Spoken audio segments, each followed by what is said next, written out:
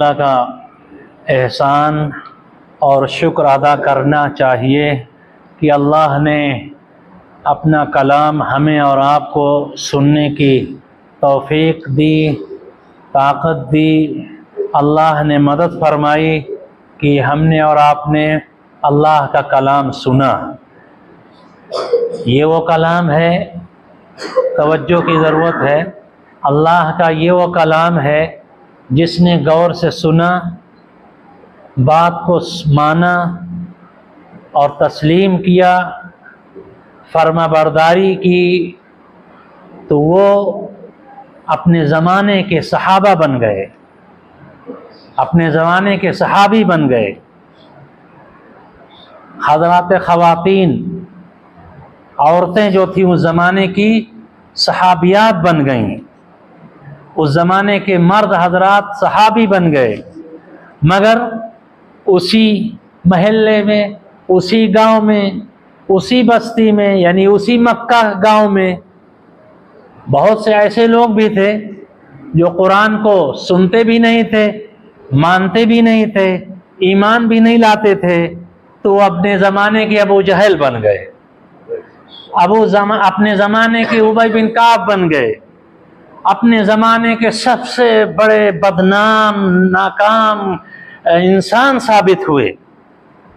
تو معلوم یہ ہوا کہ یہ اللہ کا وہ کلام ہے کہ جس کو غور سے سننے سے قرآن مجید سراپا ہدایت کی کتاب ہے۔ جو غور سے سنے، جس نیت سے سنے، جس ارادے سے سنے، تو اللہ نے کتنی بڑی دولت دی، آپ نے، ہم نے سنا، تو اس پر ہمیں اور آپ کو کتنا اللہ کا شکر ادا کرنا چاہیے۔ سوال پیدا ہوتا ہے کہ اگر ہم شکر ادا کریں گے تو اللہ پاک ہم کو اور نعمتوں سے مالا مال کریں گے۔ اس بات کو اللہ نے قرآن میں کہا، لَإِن شَكَرْتُمْ لَأَزِيدَنَّكُمْ وَلَئِن كَفَرْتُمْ إِنَّ عَذَابِي لَشَدِيدٌ۔ اگر اللہ کہتے ہیں کہ اگر بندے میری نعمتوں کا شکر ادا کریں گے تو بندوں کو ہم نعمتیں اور بڑھا دیں گے۔ تو ہم کو اسی ارادے سے شکر ادا کر لینا چاہیے تاکہ اللہ تعالی ہم کو اور نعمتیں دے دیں۔ کس کو نعمتوں کی ضرورت نہیں؟ ہم کو بھی ضرورت ہے، آپ کو بھی ضرورت ہے۔ میرے دوستو، قرآن مجید کا سننا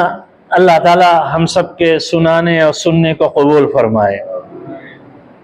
اس لیے میں عرض کر رہا تھا کہ اس مجلس کو ہم اور آپ ایک رسمی اور مجبوری کے درجے میں اس کو نہ سنیں اور نہ سمجھیں، نہ بیٹھیں کہ بھیا قرآن مکمل ہے، لڈو کا ڈبہ بھی رکھا ہے اور بات چل رہی ہے، ہٹ بھی نہیں سکتے، جا بھی نہیں سکتے، اور ایسا بندھاؤ بند گیا کہ اب تو سننا ہی پڑے گا بات۔ تو نہیں، مجبوری کے درجے میں نہ بیٹھیے، بلکہ چند منٹ اس ارادے سے بیٹھیے کہ شاید کوئی کام کی بات نکل جائے، کچھ اللہ تعالی ہمارے اور آپ کی اصلاح و تربیت کی بات کہلوا دیں۔ اس لیے میں عرض کر رہا تھا کہ اس مجلس کو بدرجہ مجبوری نہ سمجھیے، بلکہ اس مجلس کو ایک پیغام کا ذریعہ بنائیے۔ ہم اور آپ قرآن مجید مکمل ہوا، اس کے ذریعے سے شیرینی اور صرف لڈو لے کر کے نہ جائیں۔ میں بارہا ابھی کئی جگہ پر قرآن مجید کی مکمل میں شرکت کیا، میں نے یہی بات کہی کہ شیرینی صرف لے کر کے نہ جائیں، بلکہ ایسی مجلسوں سے ایک پیغام لے کر کے جائیں، ایک فکر لے کر کے جائیں، ایک سوچ لے کر کے جائیں، اور یہاں سے جانے کے بعد ہماری زندگی بالکل بدلی محسوس ہو، ہماری زندگی بالکل ہدایت محسوس کر رہی ہو، اپنی اصلاح و تربیت محسوس کر رہی ہو۔ میرے بھائیوں، آپ بڑے خوش نصیب ہیں اور میں بھی بہت خوش نصیب ہوں کہ اللہ نے ہم کو اور آپ کو ایسا مقدس مہینہ عطا فرمایا جس مہینے کے چند دن بچے ہوئے ہیں۔ اس لیے میں بہت مختصر بات کہہ کر کے اور اپنے کام کی بات کہہ کر کے میں بات کو ختم کرنے کی کوشش کرتا ہوں، اس لیے کہ ہم بھی اپنے ایسے کاموں میں مصروف ہیں کہ ان باتوں کی طرف، ان عمل کی طرف ہم بھی دھیان نہیں دے پا رہے ہیں، اور آپ بھی کھیتی کسانی اور بالکل کسان کی فصل تیار ہے اور بالکل ایسا پلان اور ایسی نظر کسان کی اپنے کاموں کی طرف لگی ہوئی ہے کہ اس مہینے کی جو کریم اللہ کے نبی علیہ الصلوۃ والسلام کی جو کریم تعلیمات ہیں، جو اصل تعلیمات ہیں، ان چیزوں کی طرف سے ہمارے دھیان ہٹے ہوئے ہیں۔ یہ اس مہینے کے پہلا مہینہ، پہلا عشرہ رحمت کا، دوسرا مغفرت کا، اور تیسرا عشرہ جہنم سے خلاصی کا۔ اب دیکھیں کہ تیسرا عشرہ چل رہا ہے اور تیسرے عشرے کے آخری ایام چل رہے ہیں، اور ایک بہت اہم اور بنیادی بات بتا کر کے میں اپنی بات کو ختم کرتا ہوں اور ہمارے کام کی بات ہے۔ میرے بھائیوں،